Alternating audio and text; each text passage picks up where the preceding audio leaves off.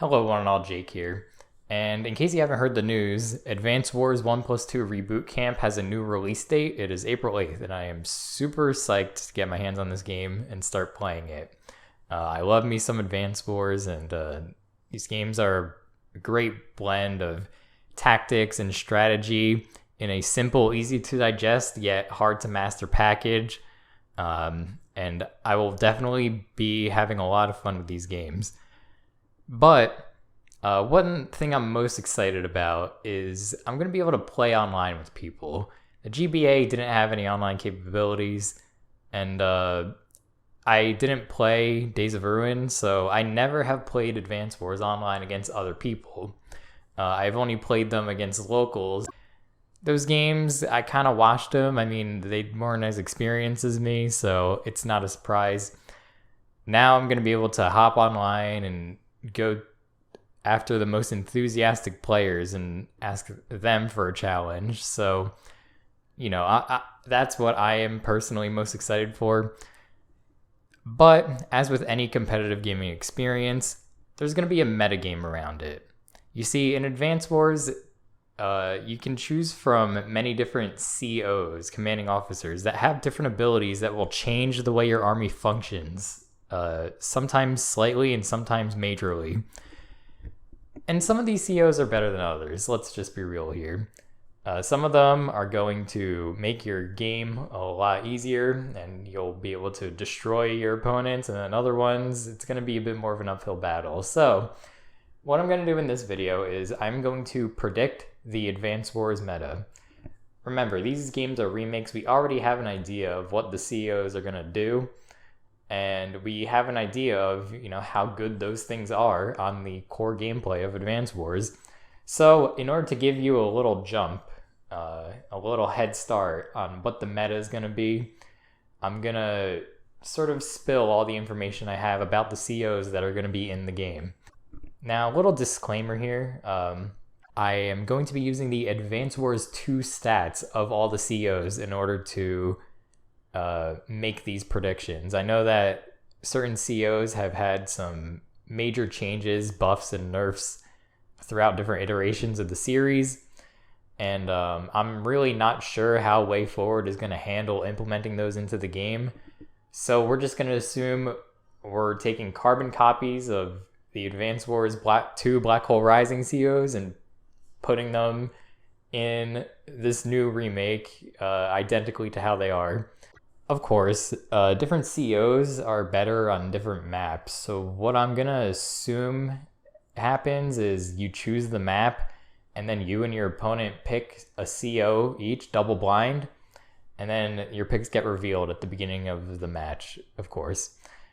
And that is how competitive gameplay will go in this thought experiment we have here.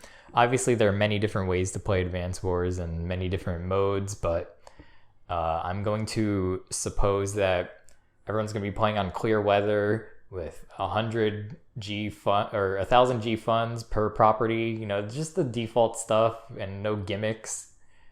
And from there, we will see how the COs compare against each other. I'm going to do my best to analyze this, but I'm not an Advance Wars super pro, so if my take is off, please sound off in the comments and tell me why you disagree with the take, and maybe your argument will be fairly well received. I don't know. Without further ado, we're going to start with our first CO, Andy. Now, before I start talking here, there's a lot going on, and if you don't know how the game works, you're not going to understand this, so I'm going to be assuming that you understand, somewhat what the rules of the game are. But let me just go over some vocab real quick. The CO abilities are just your day-to-day, stats. So like, what changes about this CO's army on a daily basis. CO power, on the other hand, is the activated ability that you can build up meter for, and then activate it at, the start or the end of your turn. That will enhance your units a bit further. And then, of course, your super CO power It's just like you could build up more meter and it does a bigger thing, but same basic idea. Other things I might mention, micro and macro. I'm going to try not to go into that much depth, but if I do accidentally let it slip, I don't really have a script for this right now. That's referring to micromanagement and macromanagement. Basically, micromanagement would be like tactically moving your units in an ideal way. Macromanagement would be getting your economy up and running and making sure you're buying the right things out of your factories. And if any other terms come up while I'm discussing this, I will define them then. But here we go, Andy. His CO abilities doesn't really have any.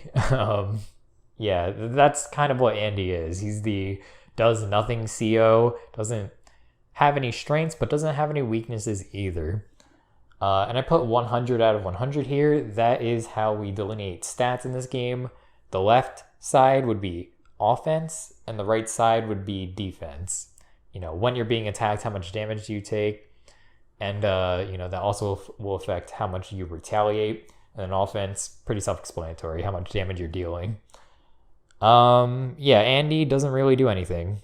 And Advance Wars is a game that kind of forces you to capitalize on your strengths more than, mitigating your weaknesses. And so it might seem kind of unfortunate that Andy has no real strengths to capitalize on. You would think he'd be kind of left in the dust. But he has CO powers, so maybe that will make up for it. His regular CO power repairs every unit by 2 HP and gives them an extra 10% defense for that turn, which is pretty good sometimes. It's actually not great, but if you have a bunch of expensive units that are slightly damaged, it becomes a lot more valuable. However, what you really want to be doing with Andy is saving up for the super CO power. This repairs every unit by 5 HP, which is huge. Just naturally over the course of a game, you're going to end up taking some damage on your units, and 5 HP is quite a lot to recover. So you can get super, super high efficiency off of this. Also, for the rest of the turn, you have 120% firepower and 110% defense, as well as +1 movement on all your units. That +1 movement is huge. Getting into a certain position where you have a bunch of weak units and then repairing them all by 5 HP, and then they can counterattack with enhanced offense and additional movement. Like, that's a huge, huge momentum swinger. You can really turn a game around with this super CO power. And that alone kind of makes Andy viable. So, for Andy, we're gonna put him at a B tier, kind of a low B tier. By the way, the tiers I'm working with are S, A, B, C, and F. I don't think there's a need for D tier. So B tier is very middling. Andy is very middle of the road, as you would expect from, the jack of all trades, master of none character. This super CO power kind of carries his gameplay. That is the strength of Andy. And there's nothing really else to write home about. Other COs have probably a bit more to them that makes them a bit better. So that's why, Andy kind of does end up getting left in the dust. But that super CO power is probably one of the best in the game, honestly. So B tier, Andy goes. By the way, guys, one very, very important thing I forgot to mention. This is what Andy's CO power meter looks like. You have 3 little stars and 3 big stars. That means it takes, 3 stars worth of meter to use your CO power and 6 stars worth of meter to use your super CO power. This is hugely important. Some COs are partially balanced by the fact that you can't use their CO power very often, or that you can use it more often. And so that is something that you need to take into account when choosing a CO. All right, folks, next up we have Max.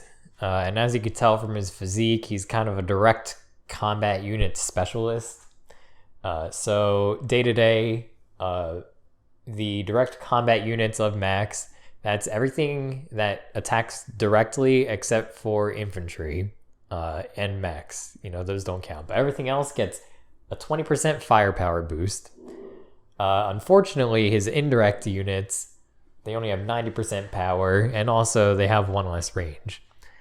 Now, Max is a CO for whom the changes from Advance Wars 1 to Advance Wars 2 really come into play, because in Advance Wars 1, this 120 was actually a 150. That's right. Max had a default day-to-day 150% direct combat power, which made him undoubtedly the best CO in the game. No questions asked. This is a lot of firepower. And the change to indirect unit doesn't really matter, because you could just throw a tank into a crowd and chances are you're going to come out on top. You had so much leeway with how you approached combat situations, and you were in such an advantageous position that this weakness here didn't really matter. But with only 20% boost, that's kind of not much, to be honest with you. It seems like a lot. 20%, that's 1.2 times more powerful, so you're being 80% more efficient or whatever. No, I'm telling you, this 20% barely comes up. An extra 50% is huge. This 20%, sometimes, but not really. CO power. Direct combat units now get a 40% boost and a 10% defense boost as well. And they get +1 movement. So that's kind of huge, the +1 movement there. And in addition, all other units go to get a 10% boost in defense. Infantry and indirect combat units included. Just to be clear, though, indirect combat units still only have 90% power. They don't go to 100. This is just for infantry. They stay at 100. They get the extra universal 10% defense boost from the CO power. Super CO power, they go up to 160, 110, all of his direct combat units, and they have +2 movement. Now, think about what types of units are direct combat units. You have tanks, medium tanks, battlecopters, planes, subs, cruisers. Some of these getting +2 movement is huge, and others, it's not as big of a deal, but mounting an offense on a turn where you have the super CO power charged up, that will take you far. But just put this in perspective. 10% less than the super CO power was the default power level Max had in Advance Wars 1. That's how far Max fell. And of course, all other units get a 10% defense boost as well. Now, in Advance Wars Dual Strike, which is not really covered here, but I thought I'd mention it, the indirect combat units get 100% power. The -1 range still means they suck. That's the reason they're so bad. The 90% firepower on them isn't that big of a deal versus the fact that they lose a range. But then he lost the movement bonus from his CO powers, so they kind of buffed him and nerfed him at the same time, but the nerf was a lot more severe than the buff. Yeah, Max certainly fell off. However, how does he stand in Advance Wars 2?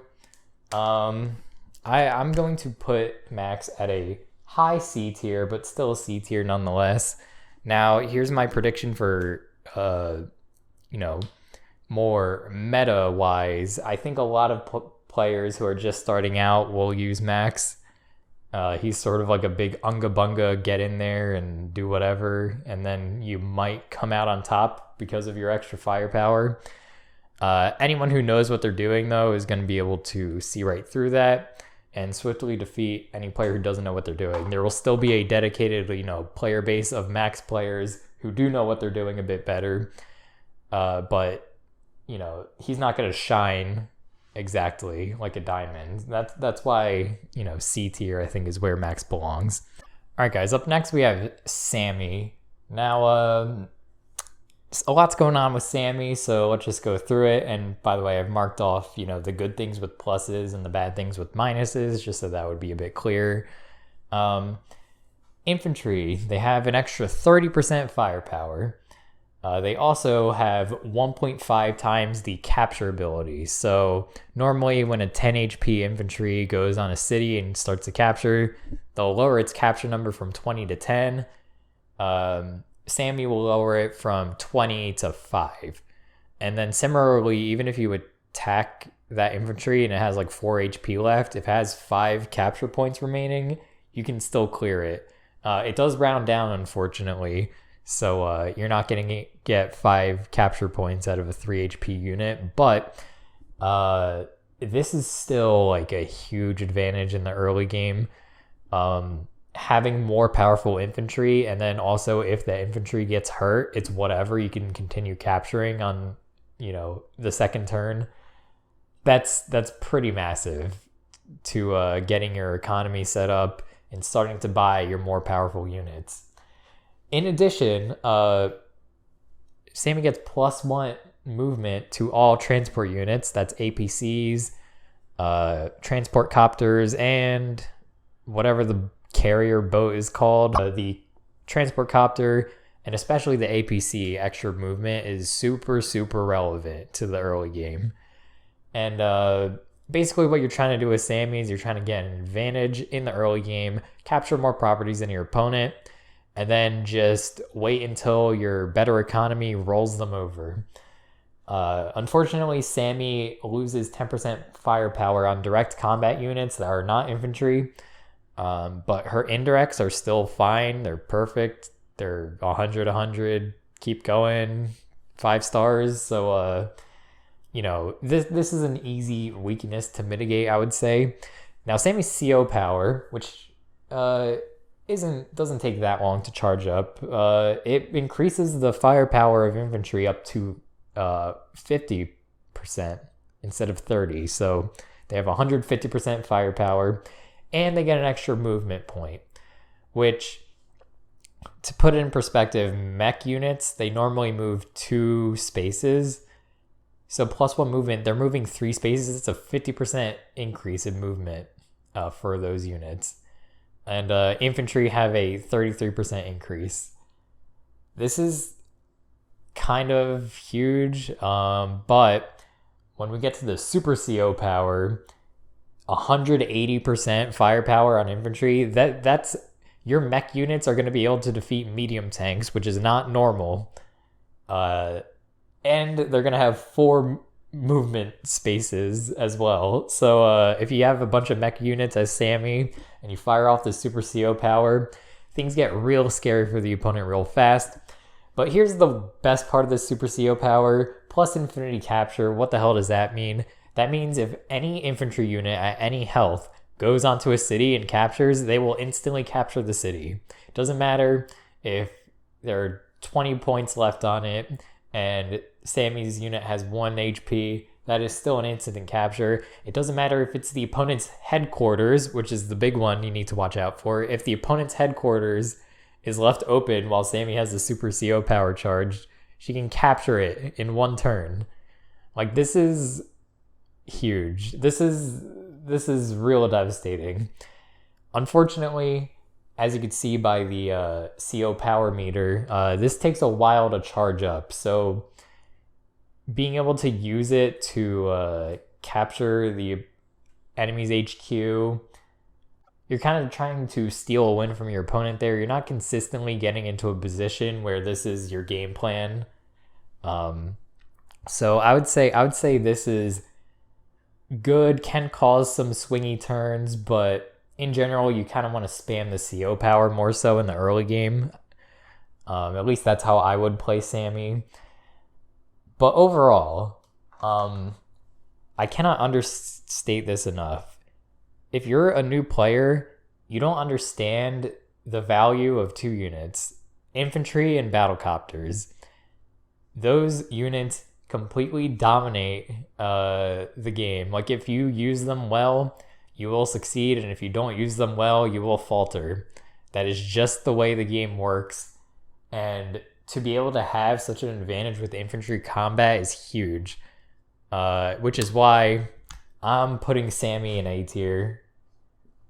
Now, because Sami is a girl character, you're gonna have a lot of people playing as Sami, and they're gonna the sweatiest people are gonna be playing her all the time. So the fact that this is a good CEO and is gonna be popular from that perspective too, just means you're gonna have to prepare to play against a lot of Samis. All right, so next we're going to move on to the Blue Moon COs. Those were the 3 main Orange Star COs. We'll get back to Orange Star later in the video, but here we have Olaf.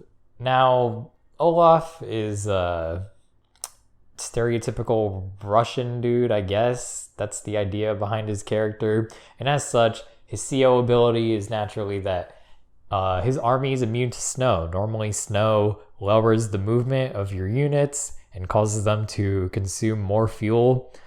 But Olaf is completely immune to that, and as a weakness, Olaf is hindered more by rain. In fact, rain does to Olaf what snow does to other COs.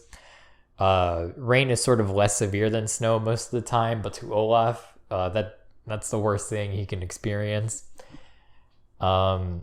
His CO power is just Blizzard. It causes it to snow until the next turn. So your opponent is going to be spending 1 turn in the snow. Now, Olaf's Super CO power, again, causes it to snow until the next turn. So your opponent's going to be spending 1 turn in the snow. And in addition, it deals 2 HP of damage to all enemy units. Now, that's what we're talking about here. That is an ability. Like, you're actually affecting your opponent to some degree. That is what you want to do. Minus 2 HP. Like, if an enemy infantry is capturing something, this will interfere with the capture, maybe causing it to take an extra turn. If your opponent has a bunch of expensive units out, this is a very efficient way to deal a bunch of damage to them.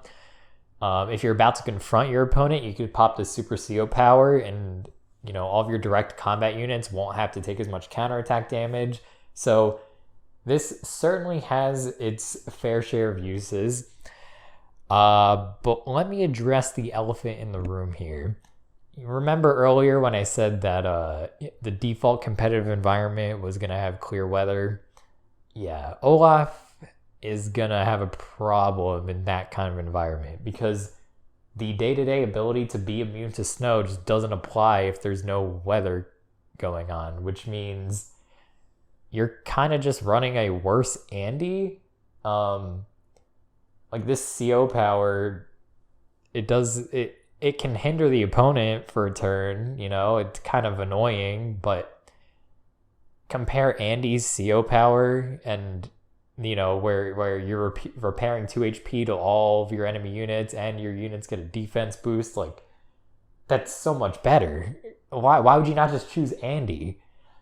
In addition, this Super CO power, while it can be good, it's, again, you would rather have 5 HP given to all of your own units than 2 HP taken away from all of your opponents.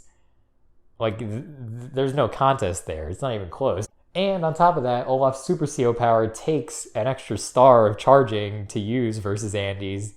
So, like, what does Olaf have going for him? Really nothing. This is a very, very, very situational. Like, if you know it's already going to snow on the map, or you're doing a random weather game to meme around with your friends, then maybe choose Olaf. I mean, even then, the fact that he's hindered more by rain might screw you over more than it helps you, but at least sometimes you'll be benefited by the fact that it's snowing without having to just spam your CO power. And that's the real problem, right? Like, in a normal scenario, your game plan should be to spam your CO power, but then you're not spamming your Super CO power because you keep using your meter for the regular CO power, and then you're not, like, accomplishing anything day to day. Olaf is just a mess. And you don't want to know the worst part? They actually kind of fixed him in Dual Strike. His CO power actually gives units additional strength. I think they get like a 20% firepower boost in the snow or something like that. An actual reason to pop the CO power for a reason that's better than just, your opponent gets annoyed for a turn. For all these reasons and more, I'm sorry, I'm going to have to put Olaf in the F tier.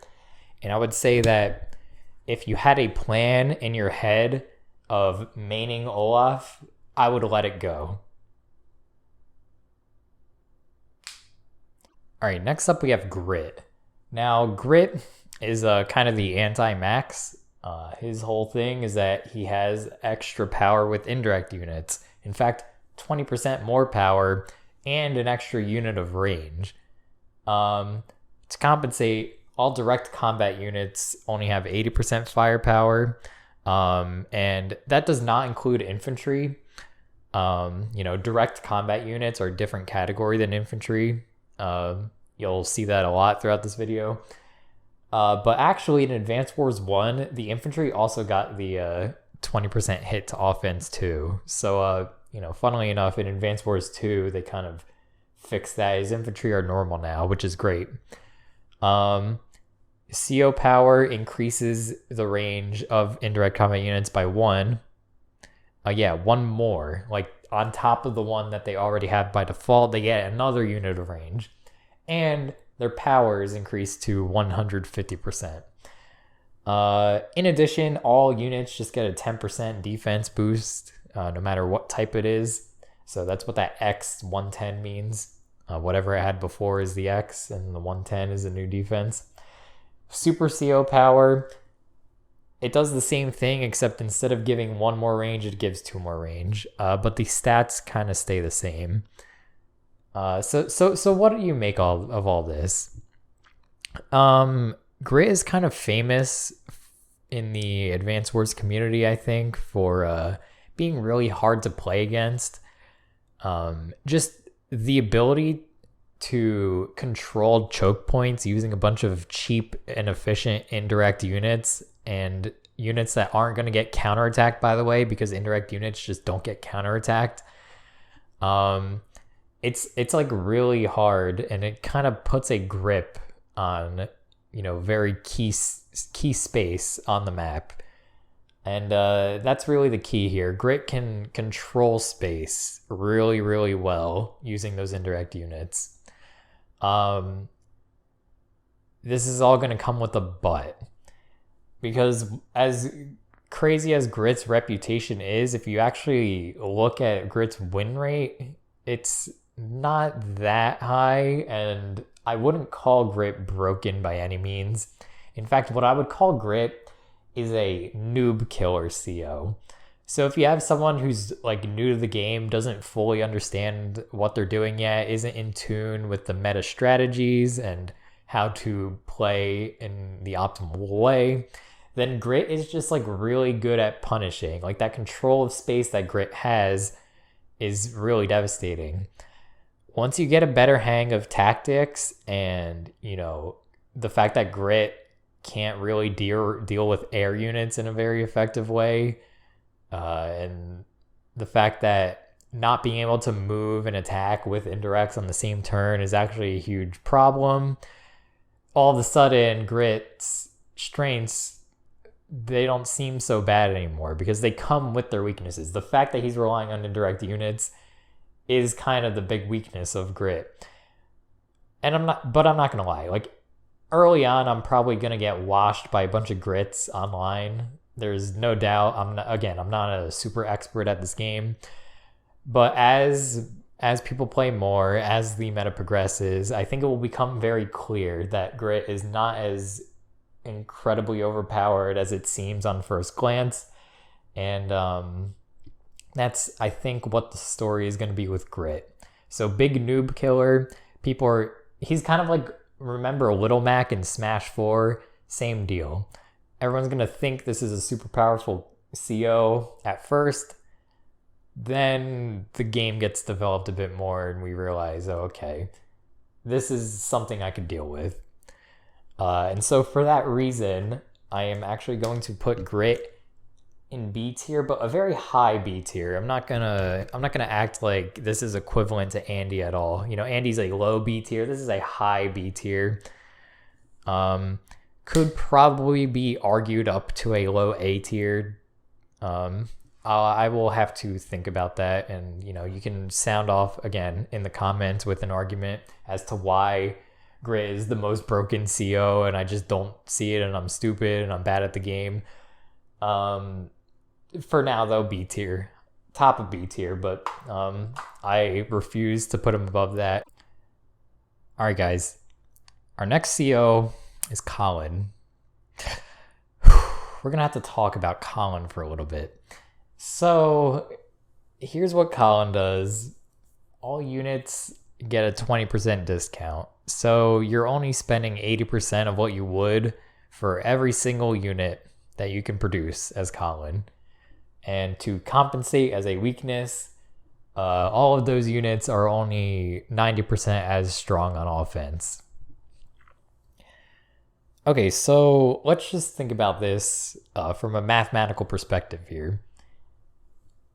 This in total is 190 out of 200, where 200 is the default. So 95%. You're getting 95% of the raw stats for 80% of the cost. Hold on. How is this fair? That's thing number one. But actually, this analysis is really weak. I think we could do a bit better than that. Because you see, these units don't exist as stats in a vacuum. No. In Advance Wars, as it turns out, just the fact that you have a unit is strictly better than not having a unit. For example, if your unit is surrounded by 3 other units, then your opponent's units won't be able to make an ideal attack against that unit because they had to go around other things to reach it. You know, just having units in spots, having them in places where there are key choke points, for instance, is a huge boon. And to have more units to move around to gain control of the map, even if they're weak units, it's just going to impede your opponent's progress so much. And that's why, you know, unit swarm strategies where you just swarm the field with as many units as possible are possible and work in this game, and Colin lets you do that so easily. But that's not even what bothers me the most about Colin. No. So, you know, there is an advantage to having more units, sure, but eventually, you know, the fact that these are weaker units is going to catch up to you, and your opponent will be able to perform better tactics and eventually win, right? Well, let's think about this from a logical perspective. If I am matching everything my opponent buys 1-to-1, let's just say I'm buying everything my opponent buys, except I have an 80% discount, eventually I will be able to afford a higher tier unit than they are able to produce. They're going to produce a recon, I'll be able to afford a tank. Eventually this will happen.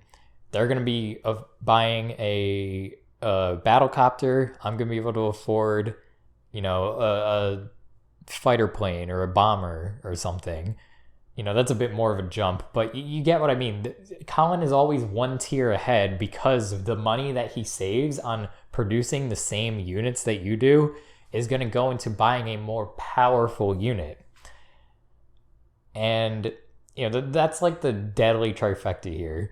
You got more stats for less money. You've got more units, which is just good because units are good in this game. And you have Colin is going to be using higher tier units than you are able to afford. By the way, this is just Colin's abilities we're talking about. It's time to talk about the real sauce, because this is like, okay, I could maybe deal with this. I could find a way to maybe overcome the larger quantity of better units that are being slung at me. No. See, Colin's CO power multiplies his money by 150% at the time of use. which doesn't, might not sound like much, but eventually, look at Colin's CO meter real quick. That's a 2-star CO power. You can spam this very, very often. And because building up a meter is related to how much damage you take, you are also going to be building it faster than your opponent probably will be. You have a bunch of units, weaker units, scattered across the map.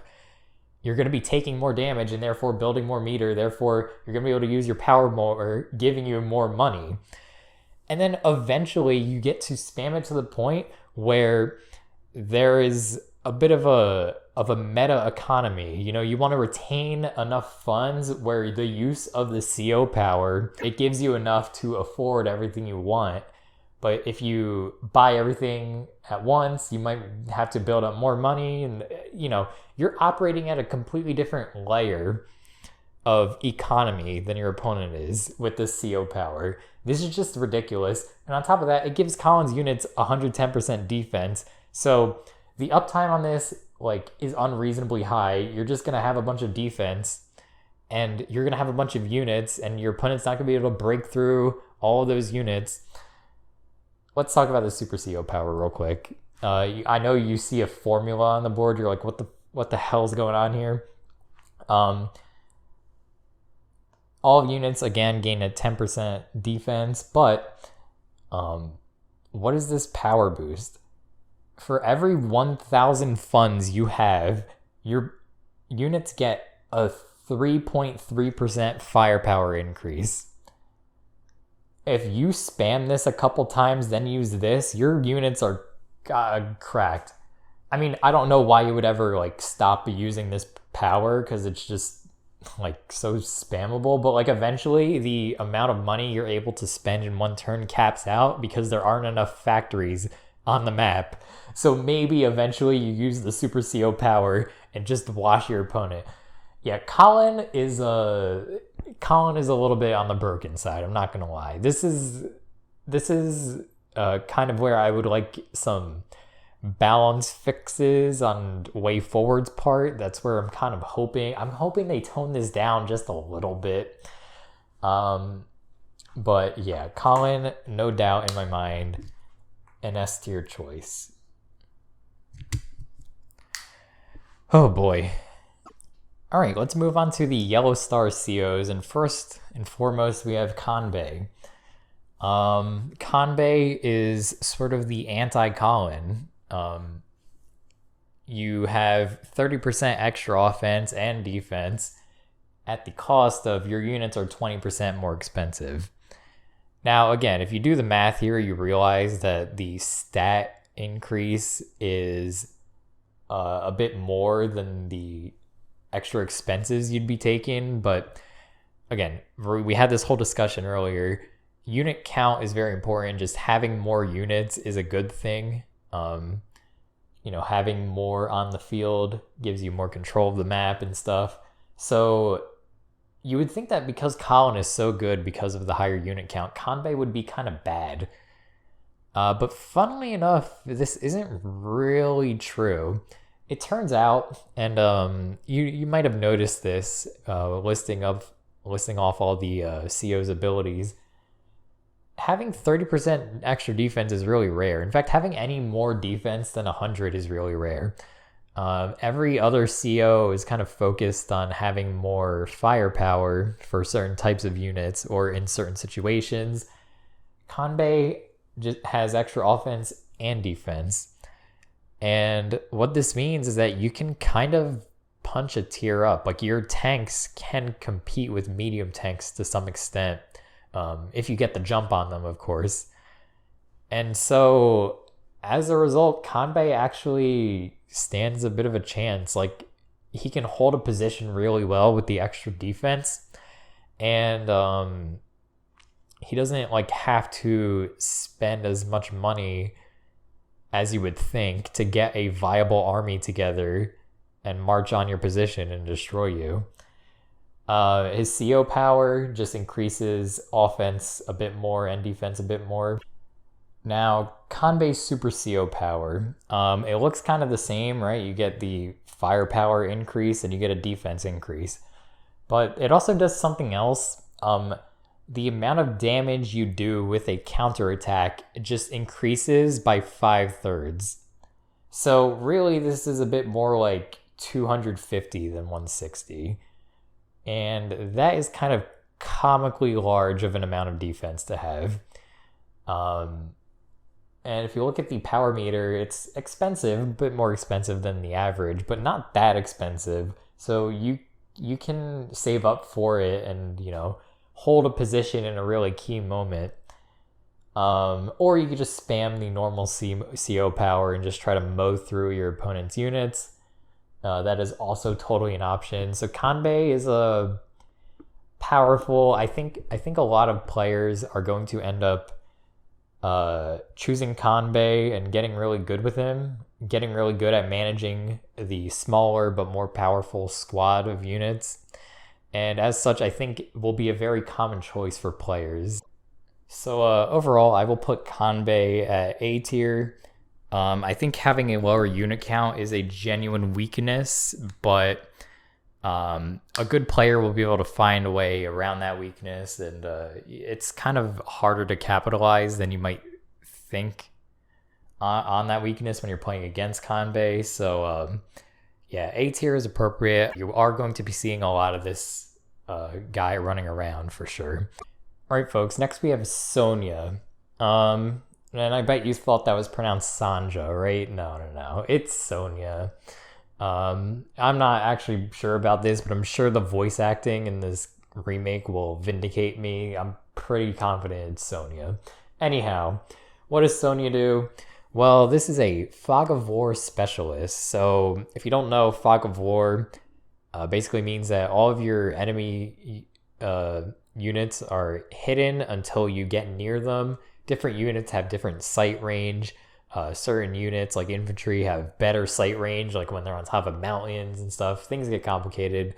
Forests and reefs you can hide in, and you have to be right next to them in order to see inside them. Anyhow, what does Sonja do? Extra vision. Get an extra bit of vision in Fog of War.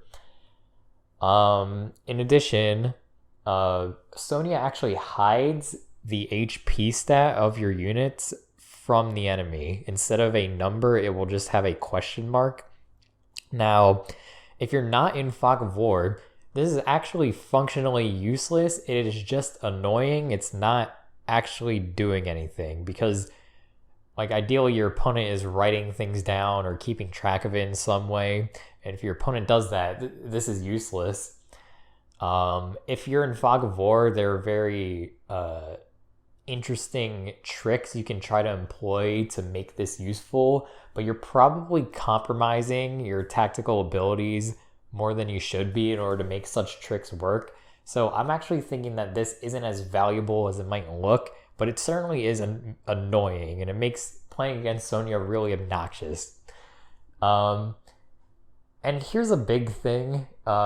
Sonja gets extra damage on a counterattack, 50% more damage to be exact, just by default. So even not in Fog of War, Sonja does have something good going on, but it kind of just amounts to extra defense at the end of the day, which is good to have, mind you. Like it's good. It's not actually 50% extra defense like you would think. And as a negative aspect, Sonja has 10% less luck. What the hell is luck?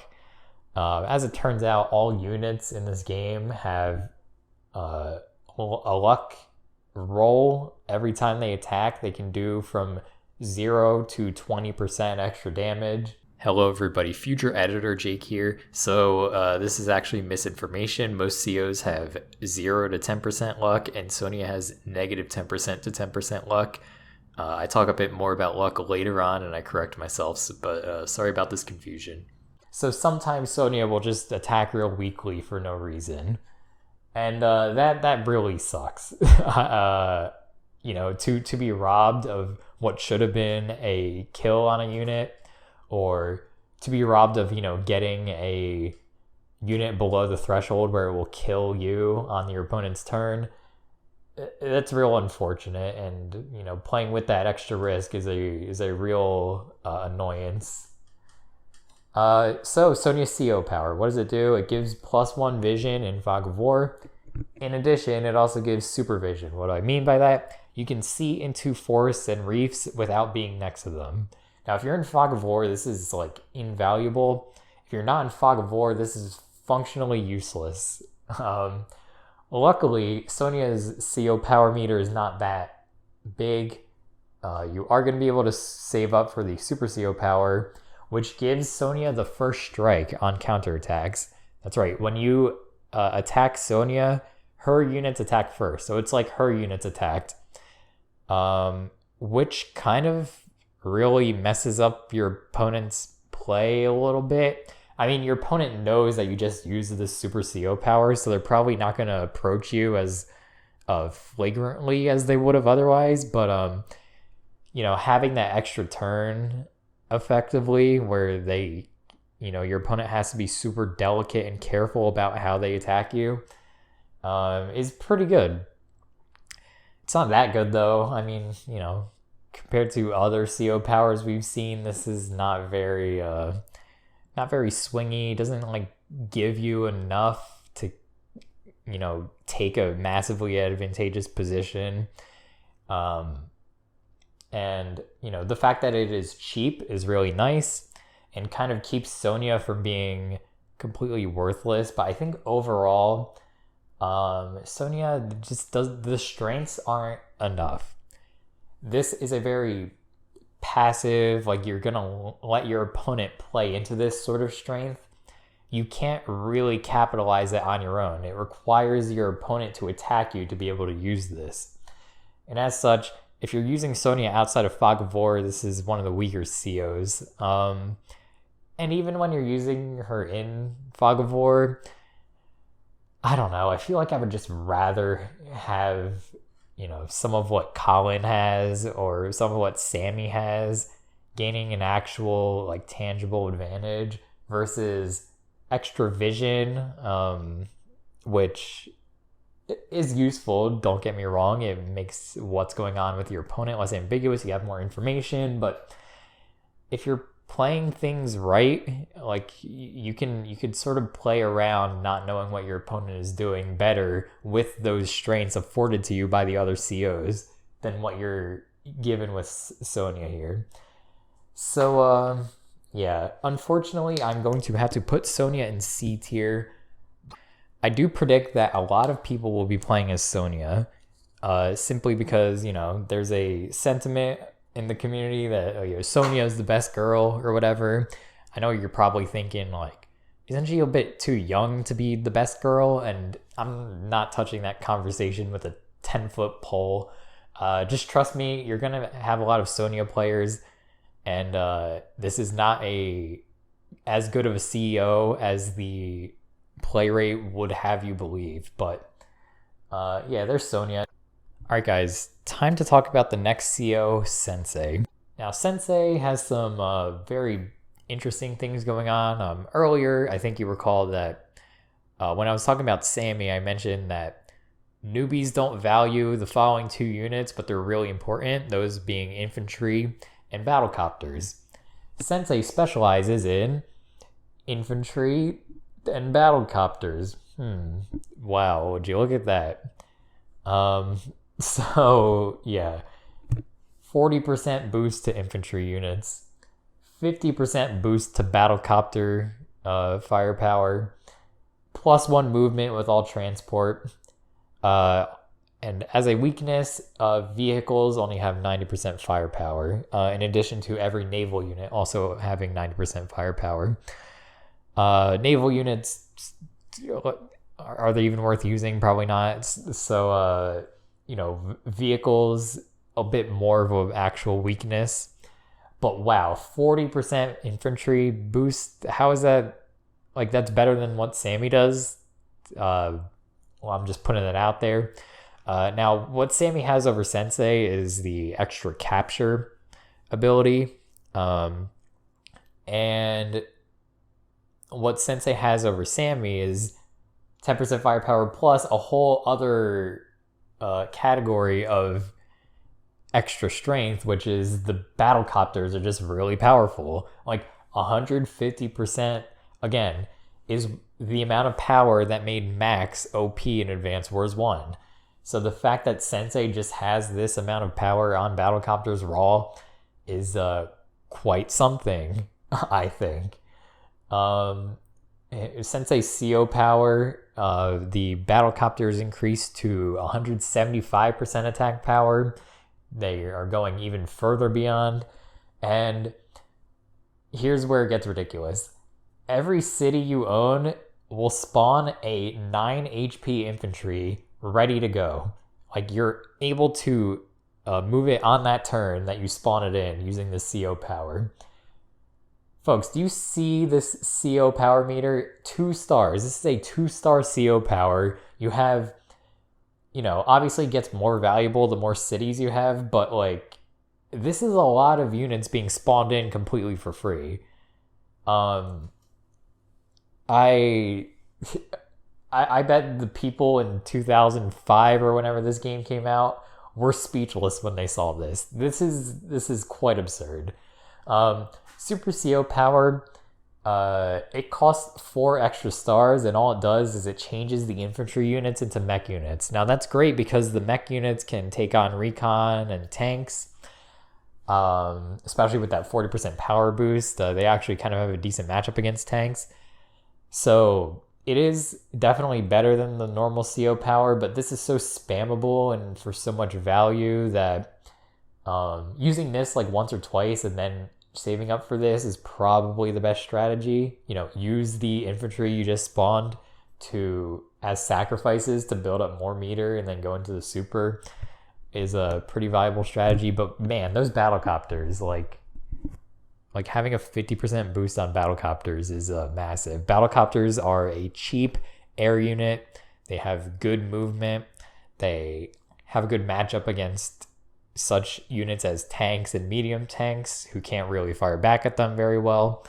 They're just such a good unit to have around, and every CO will want to use battlecopters. But Sensei, like, if you have battlecopters out, you're just winning. Sensei is a little bit ridiculous. I might even border on overpowered. In fact, in Dual Strike, the 3rd game in the series, they actually nerfed Sensei a lot. This 140% turned into a 110%. That much extra power on your infantry units, in addition to that good battlecopter, like, I'm not going to delay it anymore. Sensei is definitely S tier, no question about it. I imagine, and Sensei's cool too. Like, he's like a cool old guy, war hero, chill. I think everyone likes Sensei and everyone's going to be using Sensei. So Sensei's kind of the one to beat. I think a lot of people are unwilling to use Colin, who is a bit better than Sensei, but like not really cool. It's kind of lame to use Colin. Like, you're just playing into the meta. This is going to be the common top tier meta pick for CO. Next up, we have Eagle. Go Birds, I guess. So what Eagle does is his air units have 15% more firepower and 10% more defense. And the fuel use of these air units is only 60%. So most COs use 5 fuel per turn. Eagle only uses 3. So minor bonus, but still a bonus nonetheless. As a pretty big weakness, naval units are only at 70% firepower. I'm just kidding. This isn't a big weakness. Nobody uses naval units. Like, why? This is like a non-weakness. Basically, like, his air units are cracked. Not that cracked, 15% extra firepower. It's not much. It can kind of make a head-to-head, battlecopter war go in his favor a bit, but it's not like they're gonna eviscerate you. However, this is still good. This is like you're gonna end up using more air units when you have Eagle because you're encouraged to, and it will go well for you. Eagle's CO power upgrades the stats to 130, 130. That's pretty much all it does. This isn't what you came here for. No. What you came here for is the Super CO power, which does the same thing, but then it does it again. What do I mean by that? Eagle will let every non-infantry unit move a second time that turn, in addition to the air units having 130, 130 stats. As you can see, this is a very long CO power meter. Takes a while to charge up, and it's completely understandable why this ability to move again is real swingy. This is gonna win you some games. It just dropping this CO power on the opponent or threatening to drop the CO power on the opponent, it's gonna make them think twice about doing anything. And this kind of carries Eagle. The uptime on it isn't great. You're going to take a while to charge up, and this CO power leaves a lot to be desired, so you don't have like a weaker CO power that you can rely upon in the meantime. You're going to have to be charging up all the way to this, but when you do, man, you can make some magic happen. However, overall, these strengths, these day-to-day strengths, do they carry Eagle to the point where building up to the Super CO power is really easy? Not really. I'm not gonna act like that's gonna happen, but that Super CO power is good, and these strengths are good. They're just not like insane. And so Eagle, I put him in B tier. I think a lot of people are gonna end up using Eagle just because he's cool. He's got cool spiky hair, and he does that. He can make his units move again. Like, that's awesome. Also, everyone loves using air units, so having your air units get a boost is appealing to some people.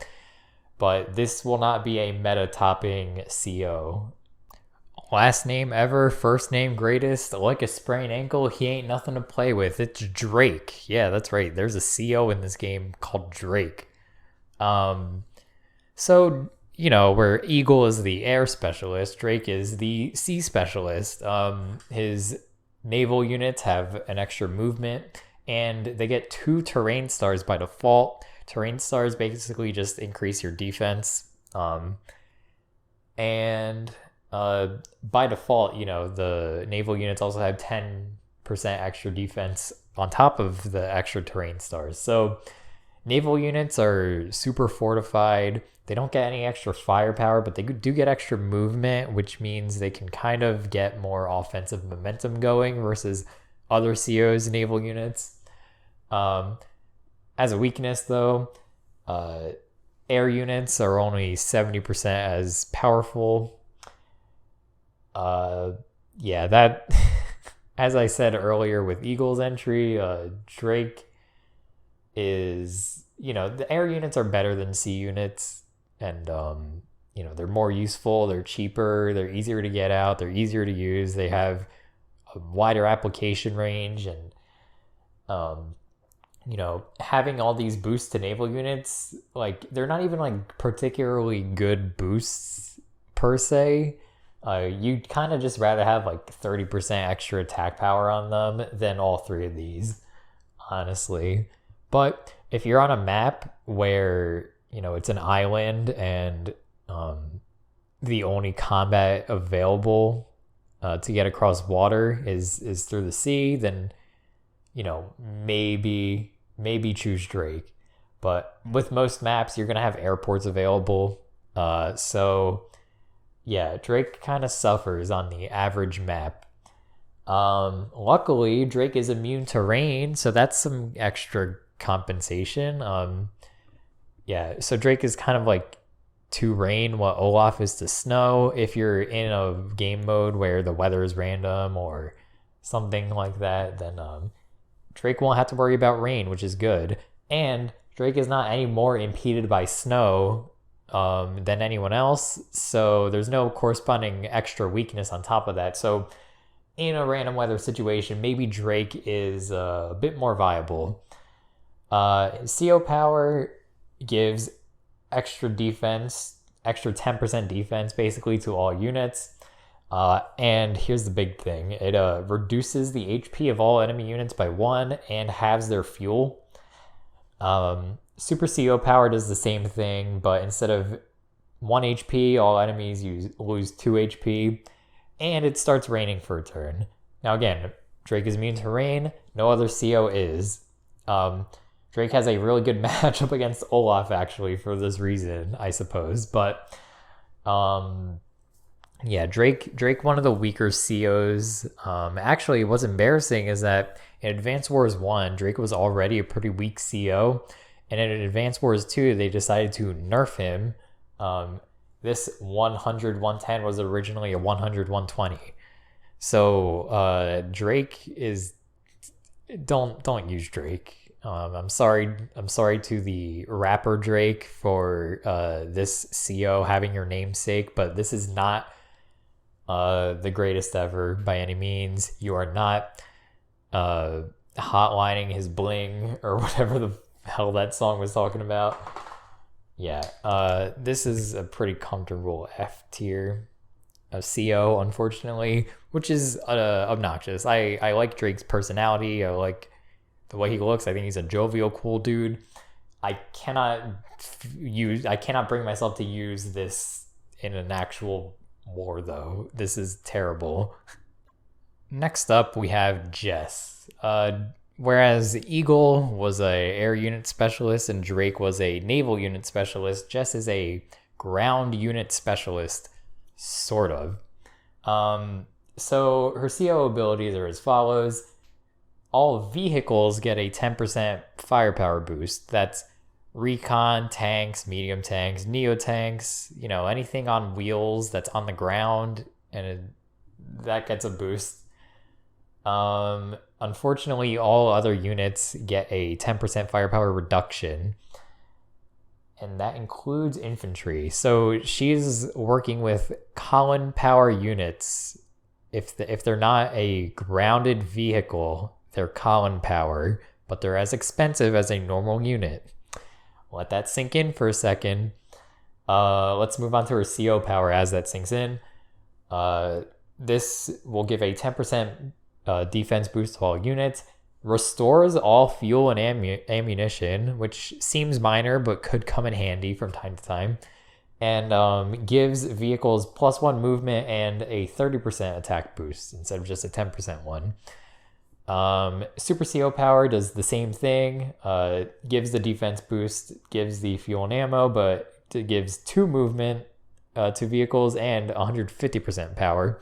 So it really is just a super version of the regular CO power. Doesn't do anything extra special. So where does this leave Jess? The fact that this includes infantry is a real shame. In fact, in Dual Strike, they actually fixed Jess so that this no longer includes infantry, and Jess and the vehicles get a 20% power boost instead. And in that game, Jess is usable, not good, but somewhat usable. In this game, though, in Advance Wars 2 Black Hole Rising, Jess is probably the worst CO in the game. There's just nothing. This weakness is huge. Olaf didn't really have any strengths, but the weaknesses were very minor. So he's basically just Andy with worse CO powers. This is not Andy with worse CO powers. This is Colin without the discount ability and with worse CO powers. This is atrocious. I cannot believe this actually made it into the final game. I'm glad they buffed her in Dual Strike, but even that didn't do enough to make her a top contender or anything. She's just decently playable. And this is a weaker version of that buffed version of Jess. This is... I'm looking at this and I'm going, this is my last choice. If I'm picking teammates for Dodgeball, for Advance Wars Dodgeball, Jess is the last pick every single time. There's no reason to have Jess on your team. Jess is terrible. Just no doubt in my mind of this F tier position. You know, Drake, I was a bit hesitant to give. Olaf, I was even more hesitant to give the F tier moniker. But Jess really deserves it. This is just an awful CO. I can't believe they've done this. All right, so with that, we are done with Green Earth, and now we're going to move on to the Black Hole COs. And we're starting with Flak. And yeah, I know, I'm wearing a different shirt. Listen, it was getting late. I recorded this over 2 separate days, all right? Don't bully me about this. But what does Flak do? Flak has the day-to-day ability of having a extra luck range. Now, I mentioned luck briefly when talking about Sonja, but let me talk a little bit more about it. You see, luck isn't just a multiplicative percentage increase or decrease in the amount of damage you do. It is actually absolute. What this means is that if you have an infantry and you're attacking a Neo tank, normally that does like 1% damage at most, but if you get lucky, it could do up to 10% more damage on a normal CO. But with Flak, the range increases up to 15%, instead of only up to 10%. Unfortunately, the minimum actually decreases down from 0 to negative 10%. So basically, Flak is Sonja, Sonja's bad luck, but plus an extra 5% on the cap of the amount of damage you can do. And no other benefits or weaknesses, just this extra dispersion range of damage. Now, Flak's CO power gives 10% offense and defense to all units and increases the luck range further from negative 20% up to positive 40% damage. I think you, if you're real observant, you might notice something here that this can make your units do less damage than they would have without you using the power. Like, 2 parallel universes, one where I use the power, one where I don't. There will be some times when the world where I use the power ends up doing less damage than the one where I didn't. So this has the potential to be a detriment if you get unlucky. Luckily, that 10% stat boost to all units, offense and defense, is there, and that's pretty rock solid. That's kind of standard on all other CO's powers, though. Let's go to the super. It's the same thing, except instead of negative 20 to positive 40, it's negative 30 to positive 80. Now, plus 80% damage is quite a lot of damage. Like, if you get lucky on this, you can take out like a crazy higher tier unit with something really weak. Unfortunately, you do also run the risk of being penalized more than you're being rewarded. And so you're literally playing with dice every time you use the CO power, or when you use this CO in general. You kind of have to get lucky in order for this to pay off, and even then, it doesn't pay off that well.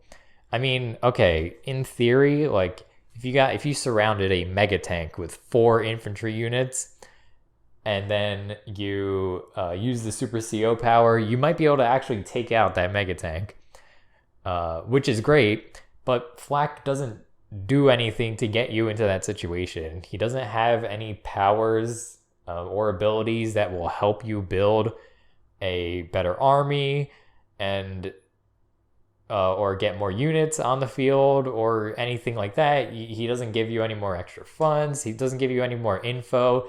The powers don't give any extra movement range. He doesn't really specialize in anything. There's really nothing going on for Flak. This really is not a very respectable kid at all. And it's even with average luck, you do like very, very slightly better than Andy damage, but you don't have the utility of that amazing Super CO power that Andy has.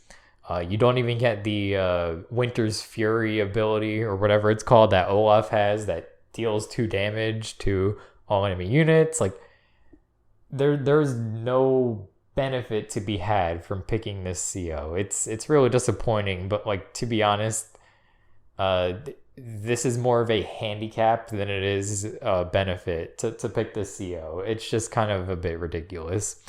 Now, that being said, I would say that he's at least better than Jess, because Jess's infantry are consistently worse than, the opponent's infantry will be. At least Flak, it's only sometimes worse and sometimes it's better. So, it's slightly better than Jess, but still overall, like, no, don't pick Flak. Don't make that mistake. That's stupid. This is an F tier CO, no doubt about it.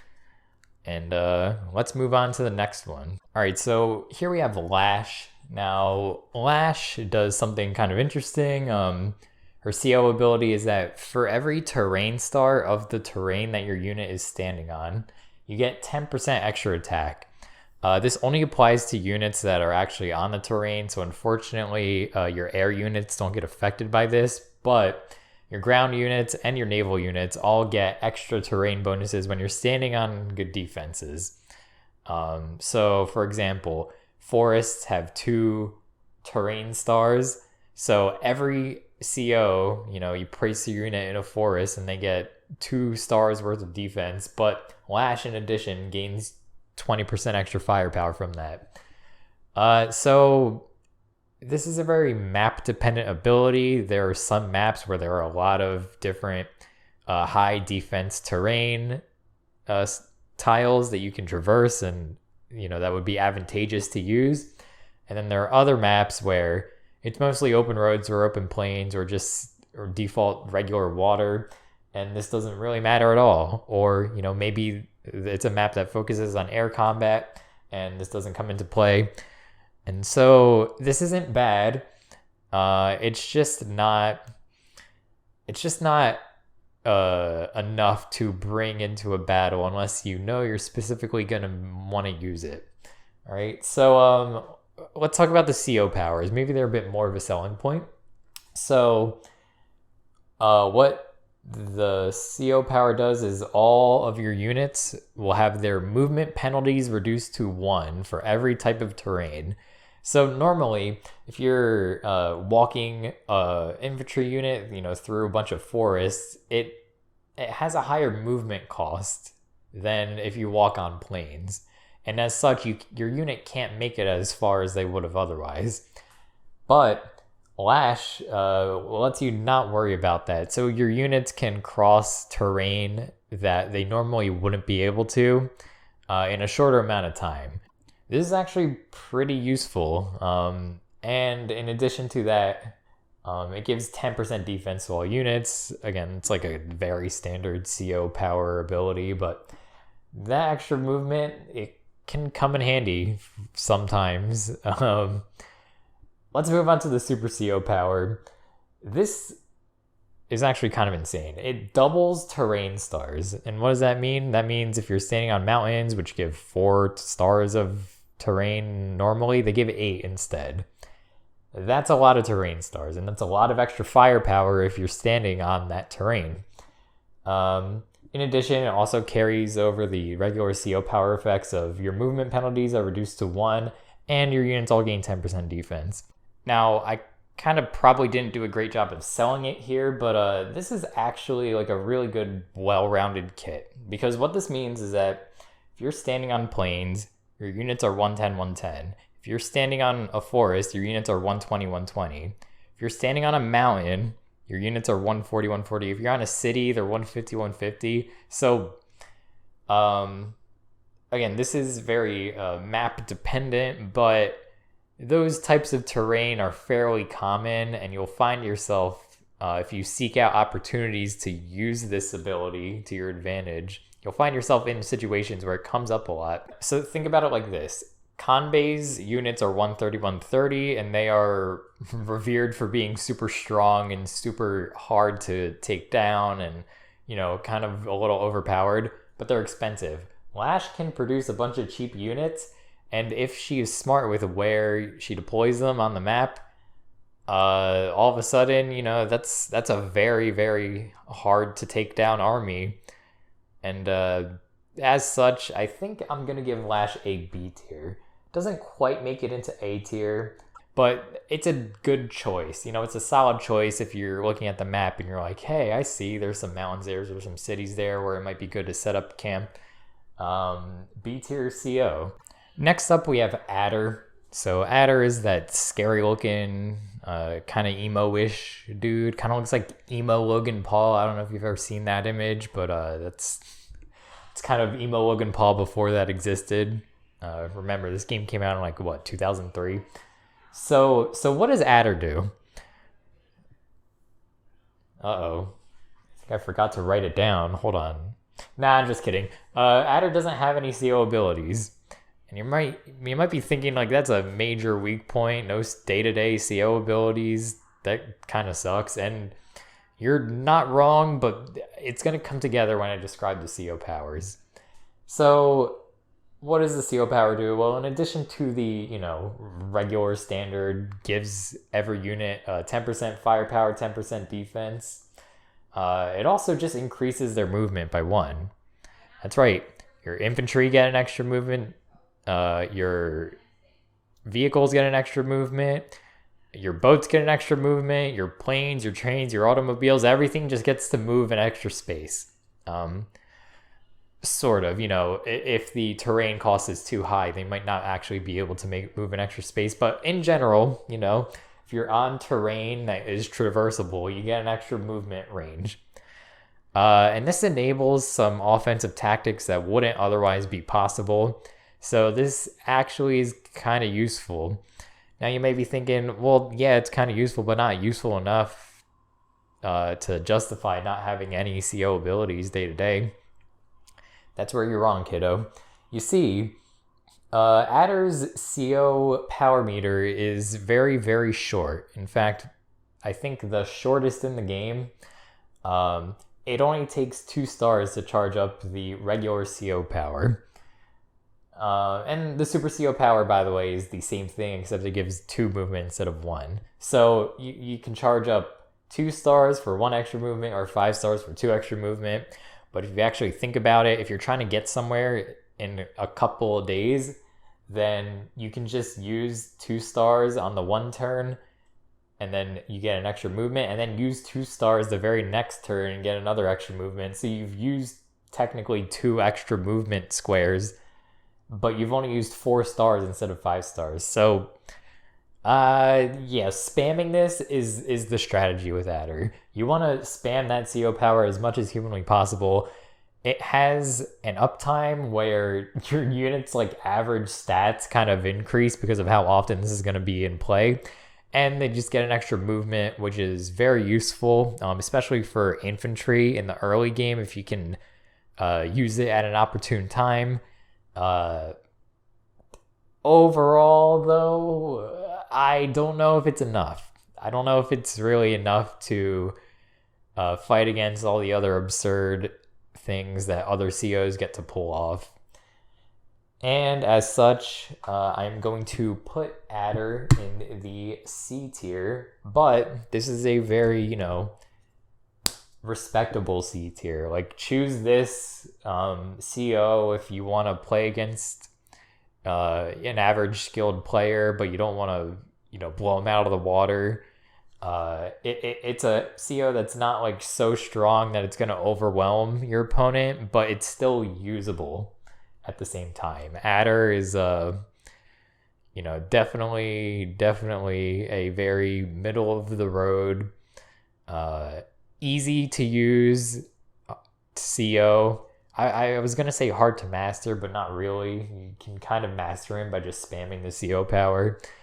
Anyway, yeah, C tier. Let's move on to the next CO. All right, here we have Hawke. Yeah, go birds. Did I make that joke already? as you can see, this is a very long CO power meter. It's about as long as Eagles, actually. Eagles gave him a second turn, so I'm expecting something of about equal power. But let's look at the day-to-day first. Hawke just straight up has 10% extra offense on all units. Not enough to completely, overwhelm and crush and destroy the opponent's soul or anything like that. But that is good. There's no catch. There's no cost. It's just that all units are 10% stronger. And, this is strictly better than anything Andy or Olaf have to offer. But, in exchange, long power meter, these powers better be worth it, right? Let's look at them. The CO power deals 1 damage to all enemy units and heals all of your units by 1 HP. And in addition, all units go to 110. So, that extra 10% defense. Super CO power is as if you use the CO power twice in 1 turn. Minus 2 HP to all enemies, plus 2 HP to all units that you own, and all of your units go to 110.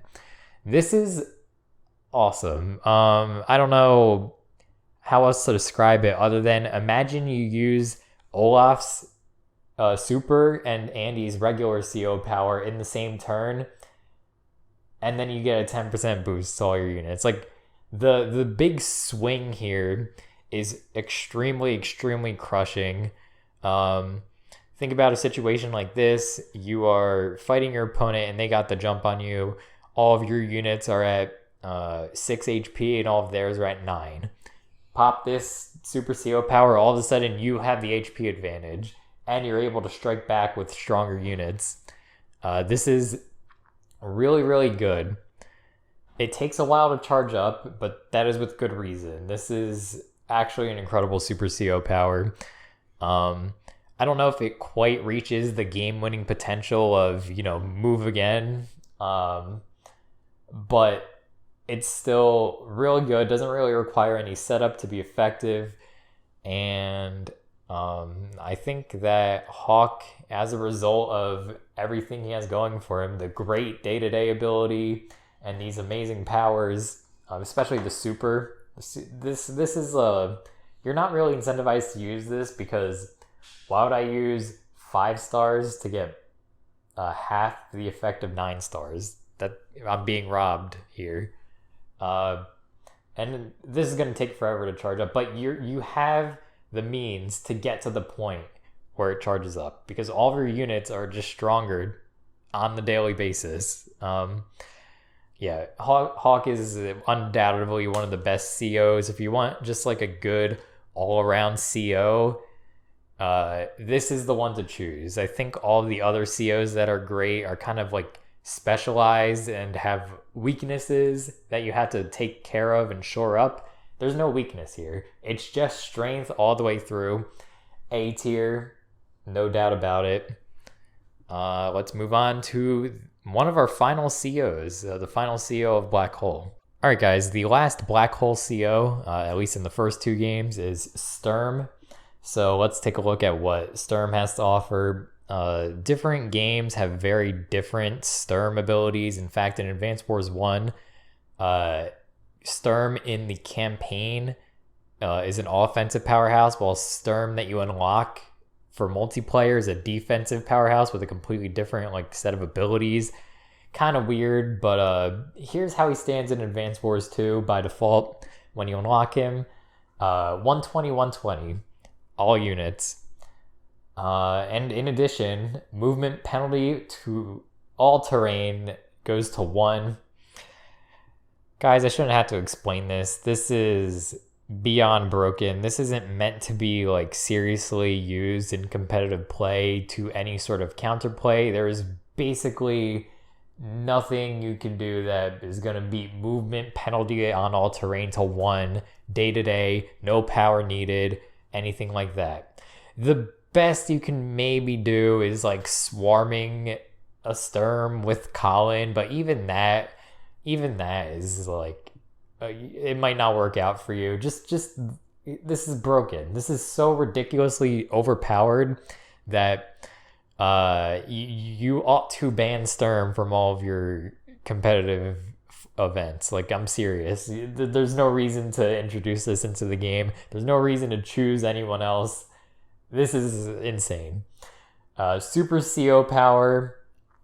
Let's just talk about it real quick. It takes, you counted them right, 10 stars to charge up. So it takes like longer than Hawke's Super CO power, longer than Eagle's Super CO power. And honestly, it's not as game-changing as those powers. It brings all units to 140, 150 stats for the turn. And it does a meteor strike. It's basically does an explosion in an area that targets specifically very high value, expensive units that the opponent has. Yeah, this does something. Like, it will help you. It's good.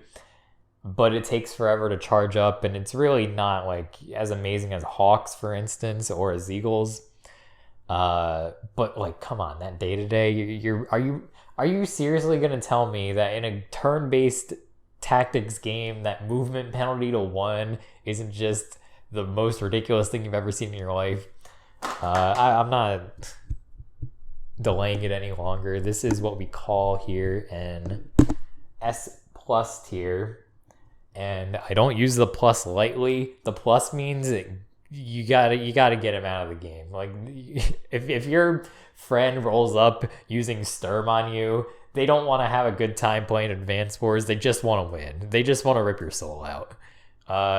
That's all she wrote. All right, so that takes care of Orange Star, Blue Moon, Yellow Comet, Green Earth, and Black Hole. That's all the armies in the game, so we're done here, right? Actually, there are 2 more COs from Orange Star that we haven't talked about yet. They're kind of post-game additions, but they still have, abilities that I want to talk about. So let's go over them now. So here we have Nell, and this is the tutorial lady that guides you throughout the game. Yes, you can unlock her as a playable CO, and here's how it will go for you. Nell's CO ability is kind of similar to Flak's, actually. It's a luck-based ability that increases the maximum amount of luck in a hit from 10% to 15%. So most COs have 0 to 10% luck. Nell has 0 to 15% instead, so that extra 5% is added to the cap. And day-to-day, no weaknesses, which is good, and, you might do some extra damage with some of your hits, and you don't have that stupid penalty hanging over your head that Flak has, where you regret ever picking this CO. So yeah, Nell, that's a pretty good day-to-day ability. It's not great, and luck is still luck. Like, it might not even end up coming into play, but it's not an active detriment. That's what I mean to say. Nell's CO power gives all units 10% extra defense and increases her luck cap to 60%. Now, these are just numbers, but again, I want you to keep in mind, luck being added to damage is not relative, it is absolute. So that means, again, if you have an infantry that's firing on a Neo-Tank, which would normally do pretty much no damage, you can just straight up do up to 60% damage if you get lucky enough, which can be kind of insane. And similarly, the Super CO power also adds 10% defense for all units and raises the luck cap to 100%. That means there's a chance you just straight up OHKO an enemy with a super weak unit that's not supposed to be able to do that. Here's the thing, though. None of this is reliable. This is not guaranteed. On average, you're going to be doing a lot of extra damage if you have a 100% luck cap, because, the amount of luck you get does, have a fairly normal distribution over time. You can't bank on it. And that's the real problem with Nell is those clutch moments, you need a very high volume in order for the luck to average out to something that's actually really beneficial. And, you can sort of get there, but it's you're not bringing anything else to the table other than, hey, there's a chance I might just do more. There's a chance I might just get extra BS damage on you. It's really not what I would call a meta pick by any means. It's more of a, hey, I'm going to pick this and hope I do well, hope I win some coin flips. And if you do, you might end up just steamrolling your opponent. But if you don't, then you don't. That's your own fault for not picking a more consistent strategy. So now I'm going to put in B tier. This is not a low B tier, by the way. This is a mid to high B tier. I actually think that Nell is better than a lot of COs in the game, despite being technically unreliable, because law of large numbers, eventually you will average out to doing a decent amount of extra damage with the insane luck cap, especially on a super CO power turn. I mean, you're averaging out 50% extra damage raw. Like that's really good, but not enough to put her over the top into broken territory. And that's the point I'm trying to make here. Last but certainly not least, we have Hachi. Now Hachi acts as the shopkeeper in the game, and unlocking him, at least in the GBA originals, is actually kind of a husk. So what reward do you get for all that hard work? Well, this kind of speaks for itself. You get a 10% discount on every unit. And what are Hachi's weaknesses to make up for that 10% discount? None. There are no weaknesses. There's no reason not to pick this CO, to be honest with you. Like, you just get 10% off, and you will eventually be able to build higher tier units than your opponent can, or you'll be able to outnumber your opponent's unit count, or you will be able to overwhelm your enemy with the same amount of money that they're making. I went over all this in the Colin segment. I shouldn't have to explain this again. This is absurdly powerful. And at least Colin had the sense of, okay, you know, it's a 20% discount, but you only have 90% of the firepower. And that actually comes up in certain matchups. For example, you notice that a lot of the good COs in this game seem to have like high defense or a way to increase their defense. So, you know, Colin's going to be scratching them, and yet Colin still has the broken ability to overwhelm and overpower enemy armies. Hachi does that without the firepower reduction. It's just ay Dios mío. I can't believe they did this. Now, Hachi is, you know, of course, a secret addition into the game, you know, a little last minute Easter egg for dedicated players to find. So it makes sense why he's overpowered. But let's go into these CO powers. And you know, a 10% discount, it might not seem like much still, even after I've explained it. So why all the fuss? Let's go over these powers. The CO power on that turn gives you a 50% discount. That's right. It doesn't increase the discount to 45%. You know, it's not 50% of the 10% off price. It's 50% off the original price. But man, that's a lot of money you're saving. Like, if you make a big turn, if you save up for a turn and then just make a big turn to just buy a bunch of stuff, you can just pump out neo tanks, medium tanks, bombers, battle cruisers, whatever the hell you want. And your opponent is never going to be able to catch up to that turn. Like, the amount of momentum you're building on that turn from purchasing all these units at half off. Think about it this way. You're making all that money. Like, this CO power is giving you money.